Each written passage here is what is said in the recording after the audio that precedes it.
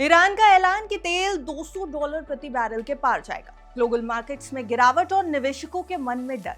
लेकिन दिग्गज निवेशक वॉरेन बफे की माने तो ऐसे समय में कैश नहीं बल्कि शेयर खरीदना चाहिए। क्या सच में यही सही रणनीति है? चलिए समझने की कोशिश करते हैं। हेलो एंड वेलकम, आप देख रहे हैं गुड रिटर्न्स। मैं हूं आपके साथ अर्निमा द्विवेदी। देखिए, दुनिया में जब भी युद्ध या फिर बड़ा जियोपॉलिटिकल टेंशन पैदा हो जाता है, ऐसा कोई संकट आता है, तो सबसे पहला झटका लगता है फाइनेंशियल मार्केट्स को। अभी अमेरिका और ईरान के बीच बढ़ते तनाव में भी कुछ ऐसा ही माहौल बना हुआ है। पिछले कुछ दिनों में कच्चे तेल की कीमतों में तेज उछाल देखा गया। ब्रेंट क्रूड हाल ही में 90 से $100 प्रति बैरल के आसपास पहुंच गया था। हालांकि अब कीमतों में थोड़ी नरमी जरूर दिखाई दे रही है, लेकिन फिर भी कच्चा तेल $80 के ऊपर ही बना हुआ है और काफी वॉलेटाइल है।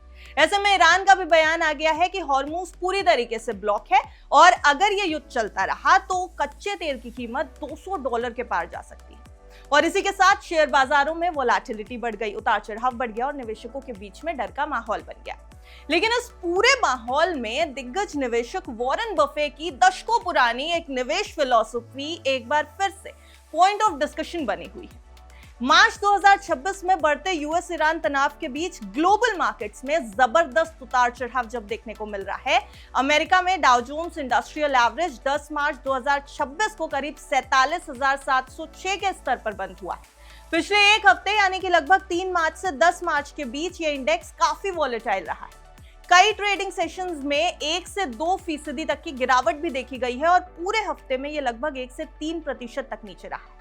अगर पिछले एक महीने की बात करें तो फरवरी के मिड वीक में लगभग 50,000 के आसपास बना रहने वाला डाउ अब करीब 4 से 5% गिरकर नीचे आ चुका है।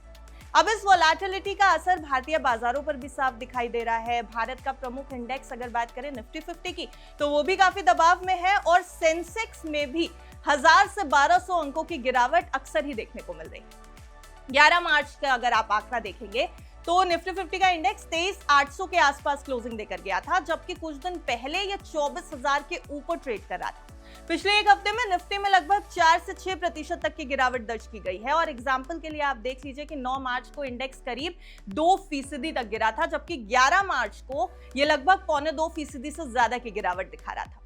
अगर पिछले एक महीने में ट्रेंड देखेंगे तो निफ्टी करीब 6 से 7% तक फिसल चुका है और सेंसेक्स भी इसी तरह दबाव में रहा है और 77,000 के नीचे तक क्लोजिंग देकर के गया है। तेल की कीमतों में तेजी है। युद्ध के संभावित आर्थिक असर को लेकर निवेशकों की चिंता लगातार बढ़ रही है। ऐसे माहौल में आमतौर पर निवेशक जोखिम यानी रिस्क लेने से बचते हैं और शेयर बाजार में पैसा निकालकर कैश, गोल्ड या सरकारी बॉन्ड जैसे सेफ ऑप्शंस की तरफ भागते हैं।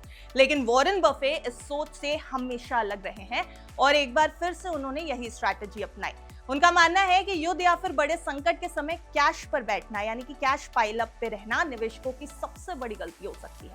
अब सवाल ये कि करना क्या चाहिए, तो चलिए आपको बफे के क्राइसिस के दौरान की इन्वेस्टमेंट स्ट्रैटेजी जरा आसान भाषा में समझाते हैं। दरअसल 2014 में बफे ने एक इंटरव्यू दिया था जिसका वीडियो इन दिनों फिर वायरल हो रहा है।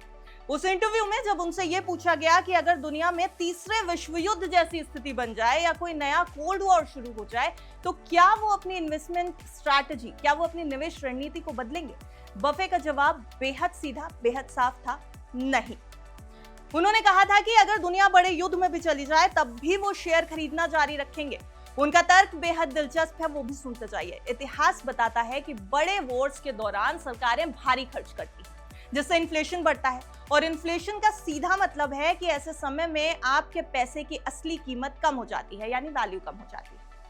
अब यही वजह है कि बफे कह रहे हैं कि युद्ध के समय कैश पकड़कर बैठना सबसे खराब ऑप्शन हो सकता है। उनके मुताबिक ऐसे दौर में निवेशकों को प्रोडक्टिव एसेट्स का मालिक बनने की कोशिश करनी चाहिए, यानी ऐसी संपत्तियां जो समय के साथ वैल्यू पैदा करें। इनमें कंपनियों के शेयर्स हो सकते हैं, जमीन हो सकती है, खेती की जमीन हो सकती है, रियल एस्टेट हो सकता है या कोई भी ऐसा बिजनेस शामिल हो सकता है जो लगातार रेवेन्यू या फिर प्राइस पैदा करता हो।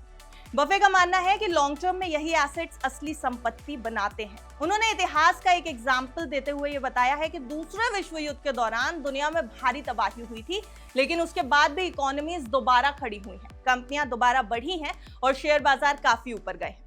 अब बफे की पूरी निवेश फिलॉसफी एक सिंपल थॉट पर बेस्ड है। अगर आप इकोनॉमी का एक छोटा हिस्सा खरीद लेते हैं यानी किसी मजबूत बिजनेस में निवेश कर देते हैं तो वो आपके एसेट लंबे समय तक आपके लिए काम करते रहते हैं। अब जब यूएस ईरान तनाव के कारण बाजारों में डर और गिरावट का माहौल दिख रहा है, बफे का ये स्टेटमेंट फिर याद दिला रहा है कि शॉर्ट टर्म में डर और वोलेटिलिटी हमेशा रहेगी, लेकिन असली संपत्ति वही होती है जो समय के साथ वैल्यू क्रिएट करती है, ना कि वो जो कागज के नोट हो जिनके खरीदने की ताकत यानी वैल्यू धीरे धीरे कम हो जाए। हालांकि ये वॉरेन बफे की थॉट है और अलग अलग दिग्गज निवेशक अलग अलग तरीके के थॉट्स हमें बताते रहते हैं, एनालिस्ट भी अपने ओपिनियंस देते रहते हैं।